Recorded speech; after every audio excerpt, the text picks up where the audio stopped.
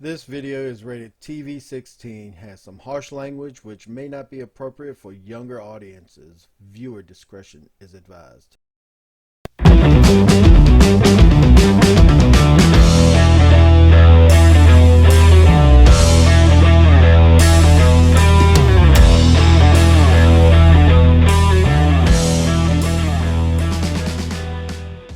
Alright, Heavy Metal Explosion coming at you with another figure discussion. And this here is, it's kind of hard to say seeing how I've taken this guy out of the package. He is part of the pursuit of Cobra. And what we can do here is raise this up. Let's start down here and get you a once over. We're going to go ahead and spin this bad boy around because look at the little finger. So what we got here is we have this basic, well, the whole basic leg system, I believe, is all going to be part of the Snake Eyes 2011 Snake Eyes version, which on here it says it's version 54 of Snake Eyes, which was basically an ultimate version of Snake Eyes minus the ankle tilt. And this was the more combat ready Snake Eyes. I'll put a picture in the review somewhere, probably. Hey, look at that's a huge finger there, but somewhere, which gave an updated head sculpt of both the visor and the commando version. Plus it gave them an updated body mold, and these legs just happen to be part of that, which is a great addition to any figure, any 3 3/4 figure, or 4-inch figure, I'm sorry, any 4-inch figure, because it gave you more of a real world knife and sheath, and gave you better boots, better sculpting, as you see down here on the shins, and right here we see some pouches, which is great sculpting work. I mean, all of this here, as they progressed on 4-inch line, they really spared no expense with the sculpting. And right here you can see where the holster, the pistol, and the silencer. Hopefully I'll be able to find and dig my other Snake Eyes out by the time my classifieds, and I'll do a side-by-side comparison on where they took a lot of the cues from. And yes, they took a lot of cues from the 4-inch line, but there's your silencer and there's your pistol on this hip or thigh. But yeah, you got some great paint details in here, and we're going the wrong way. So getting up to the torso, and this is the same weapon that we've seen throughout since 2007. They just started painting it in different areas. I think it's on the grip and the other grip. I'm not sure what to call that anymore. But here, if you look right there, you'll see that there is some hand tilt, which is something new they gave to the line, I believe, about this time, which this figure is 2008. No, this figure is going to be part of the 2009 genre. I believe that's what this is. This is going to be part of 2009, yeah. But you're more than willing to correct me in the comment section. I am looking this up as I go. And yeah, well, it looks like 2011 was the earliest for this full mold. So also the web gear is reused from the 2007, and we'll get back here and we see how it's all awkward. It's a bad piece, but I mean, for sake of reuse parts, it's not a bad piece. You see some pouches molded on the side there. A little elbow pad. And this was a much better sculpt. And I'm glad that they reused a lot of the torso and the arms for like the shock troop. Part of it was used for the the improved Cobra Viper. So, and you see here the Cobra sigil. It's bright, nice red, and huge insignia. And then you also got one on the side there. I don't think it's one on the other side, no. So, and we get up to the head.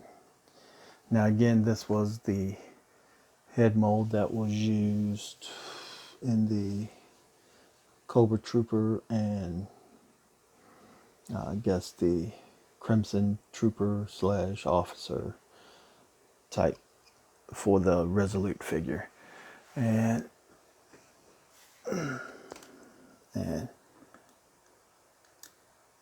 how you can tell is that they have a much better definition on the hairline.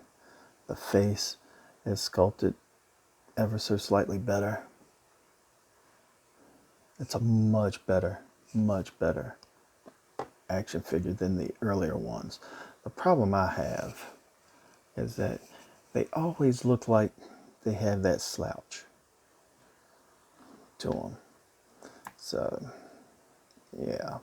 And in here, oh, there. Too far. All right. Now, in here, you can see this was cast in a beige color and then painted all blue. It's nice. Blue. You see maybe, I'd have to probably bring it in. You see that point right there, whereas the other ones didn't have it, and they weren't as deep of a helmet.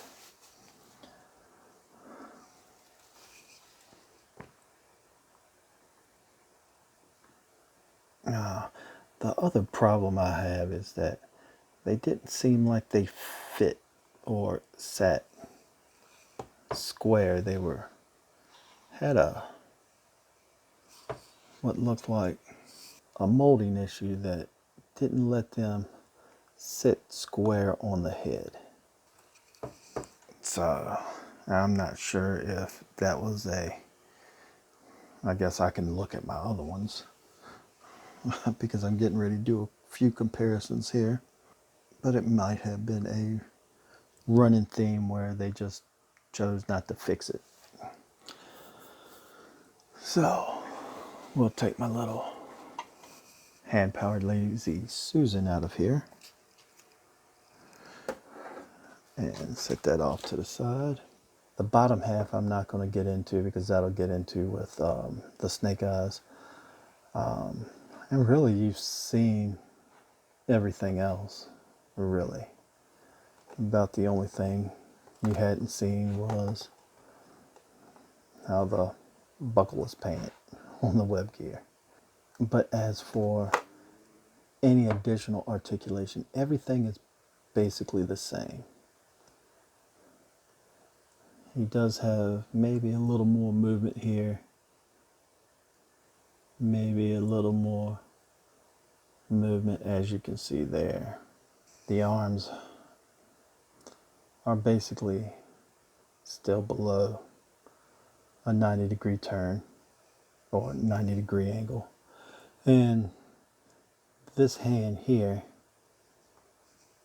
seized up a little bit, can bend in here, which, obviously if they were like me, right-handed, then this would be the one that they would use to support their rifle. And this one here obviously would have that there in order to give you a more natural position within the rifle for angling, I guess, for rest position and trying to get a bead on somebody. Now, this one here, this arm here looks like it's got a 90-degree positioning, which is good. I just kind of wish they all had a little more motion, a little more range of motion. I'll do that, seeing how it's getting in the way. Now, the ab crunch looks like it's a little bit more improved than the 25th line, but not by much. That I think did get fixed in some of the other lines, and some of the other stuff, probably the more updated scope work like a Destro, my gun hoe, and definitely a couple of the Snake Eyeses. But really, the legs aren't really any more articulate than the 25th line for the most part. They're not as loose as the 25th. Gosh, everything's falling out. I might as well just show off the weapons now on the legs. But yeah, the line doesn't, that's a little loose in there, but at any rate, these figures were, for the most part, miles ahead of what the 25th line was when it came to sculpt, presence, and mostly articulation. Not all of the articulation was great, but it was good. So we're gonna get this guy set back, say, right here, and you get to see an up close personal shot of my hairy arm. And what we'll do here is do a 25th. See if I can get that thing to focus on. And ouch. We'll also throw in, let's throw in an officer of the 25th line. So yeah.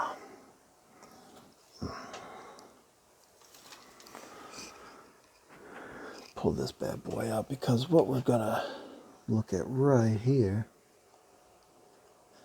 is this one as well. And you might be able to see just on that left shoulder where it has the gold sigil, which represents the 50th line. I believe it was the 50th line. And I don't know if they did that. They might have done that for the 30th as well. Definitely gold. Gold seemingly is the color for 50 years old. And I think that was representing the 50th of the original 12-inch action figures. So, which honestly, if it was me, which I know it wasn't, I think I would have made some of those exclusives that they had of the action team figures, made them part of the 50th line that was part of the Toys R Us exclusive. I think that would have been better. At least it would have gave you an idea of like past, present, and now type box set. I would have jumped on that 3 or 4 times over. I probably would have bankrupted my account at the time. But as you can see here, we'll get them all.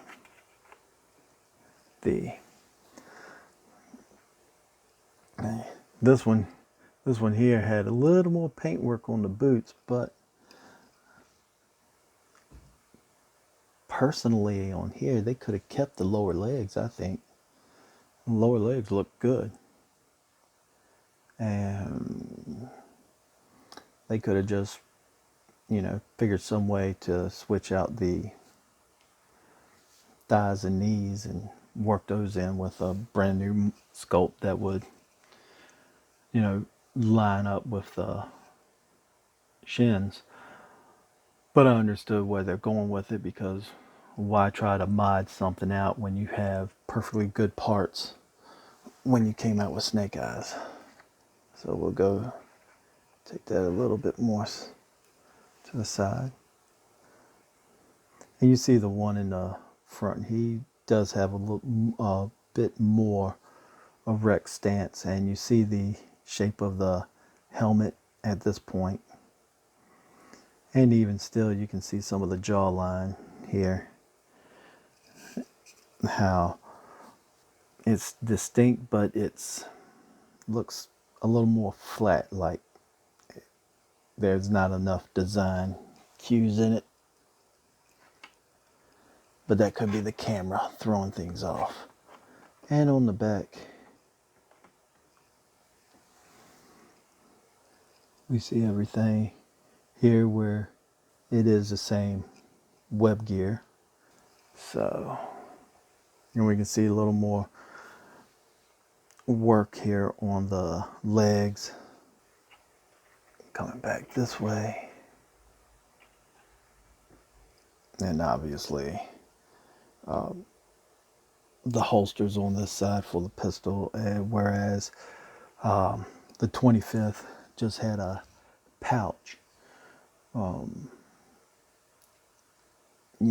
It was pretty much a hit and miss with this scene here, especially early on in the 25th line when it came to pistols and holsters and whether they should or shouldn't and this and that. When it comes to any action figure, especially military line, you should always have, in my opinion, a working sheath for a knife, a working holster for a pistol. You don't have to have a silencer if you don't want one. They gave one to the Snake Eyes. He's a commando, but they kind of pushed it, rolled it over in order to be just something they didn't want to mod any more than they had to. So that's why we still have the silencer on this guy. And we'll go ahead and skip that other angle and just go back to the front here. So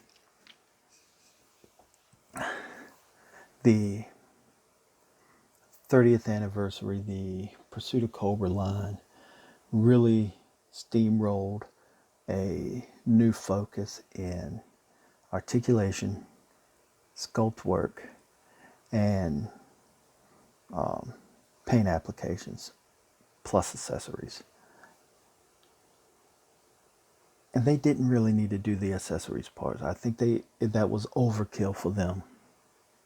I think Hasbro really went above and beyond the Call of Duty on that, and I think it was not really warranted to do a mass accessories kit. I mean, if that's what you wanted to do, then you could have put them out in those accessory packs like what we got back in the 80s, and just give us a bunch of weapons and barbed wire and gas tanks and whatever.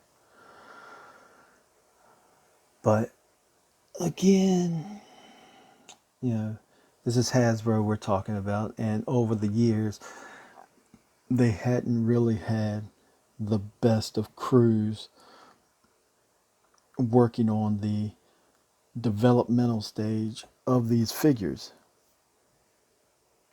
let alone the marketing aspect.